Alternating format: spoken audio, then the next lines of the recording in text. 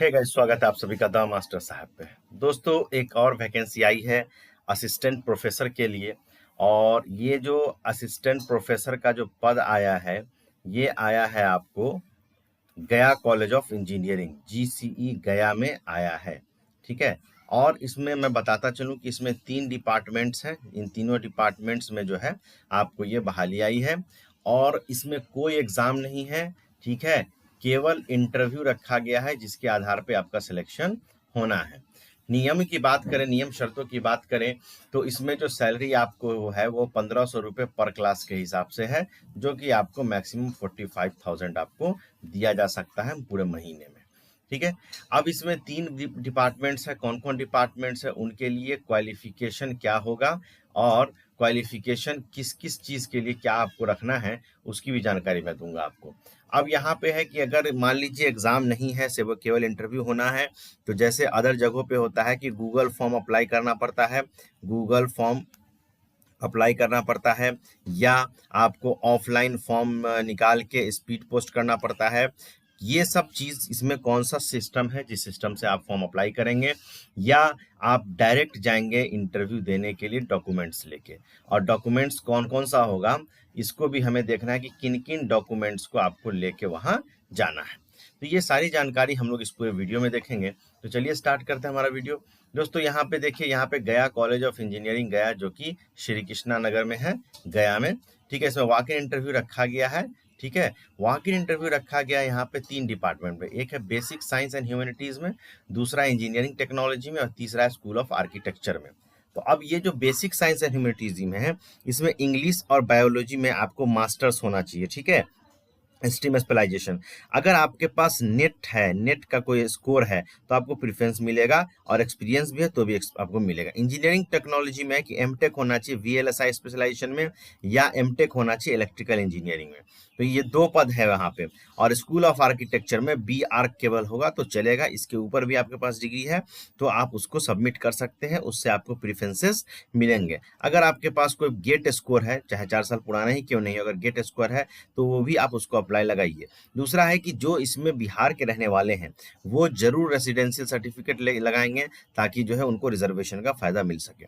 अब देखिए, यहाँ पे ये तो डिपार्टमेंट्स, स्ट्रीम और स्पेशलाइजेशन की बात हो गई। अब ये आगे बोल रहे हैं कि जो मिनिमम क्वालिफिकेशन है ऊपर वाले पोस्ट के लिए, वो AICTE के माध्यम से है, नॉर्म्स के हिसाब से है। अब इंटरव्यू जो है वो उसका शेड्यूल रखा गया 1 जुलाई से लेके 20 जुलाई के बीच में कभी भी होगा, जो कि ऑफलाइन मोड में आपको कॉन्फ्रेंस हॉल गया में लिया जाएगा। ठीक है। और अदर इन्फॉर्मेशन या इंटरव्यू के रिगार्डिंग जो है, उसके लिए कैंडिडेट को ये सलाह दे रहे हैं कि आप ऑफिशियल वेबसाइट जो GCE का है गया का, उसका आप रेगुलर विजिट करते रहिए। मतलब कि आपको डायरेक्ट जो है कोई फॉर्म अप्लाई नहीं करना है। अपना रिज्यूम, CV जो है, मैं बताऊंगा कौन कौन डॉक्यूमेंट्स हैं, वो डॉक्यूमेंट्स लेके आपको 1 जुलाई से 20 जुलाई के बीच वहां पहुंचना होगा।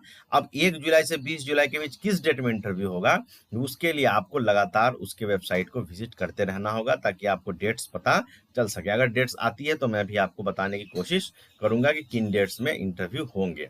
अब आइए हम लोग लेटर की तरफ चलते हैं। ये लेटर है 0786। ठीक है। 19/6/2024 को निकाला गया है। इसमें बाकी बातें वही हैं जो अभी मैंने आपके सामने पढ़ी। ठीक है। अब इसमें जो है, यहाँ पे ये देख लीजिए, प्रिंसिपल साहब का साइन दिया हुआ है। यहाँ पे उसका वेबसाइट है gcegaya.ac.in। ठीक है। और यहाँ पे प्रिंसिपल सर का साइन है, 19/6 का ही साइन किया हुआ है, प्रिंसिपल गया कॉलेज ऑफ इंजीनियरिंग गया का।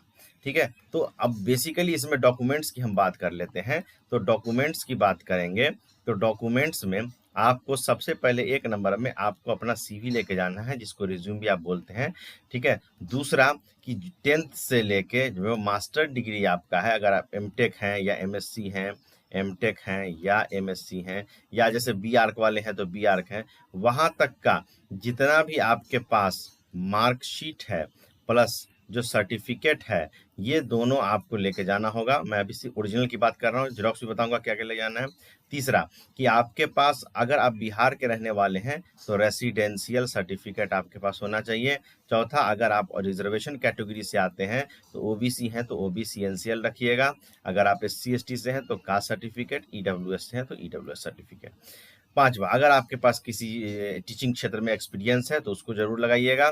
छठा, अगर आपके पास कोई गेट स्कोर है या नेट का स्कोर है तो भी आप इसको लगाइएगा। ये सारा आप ओरिजिनल ले लीजिएगा और ओरिजिनल के बाद इस सब का 2 सेट ज़ेरॉक्स करा लीजिएगा, 2 सेट ज़ेरॉक्स और इस पे सेल्फ अटेस्टेड कर दीजिएगा।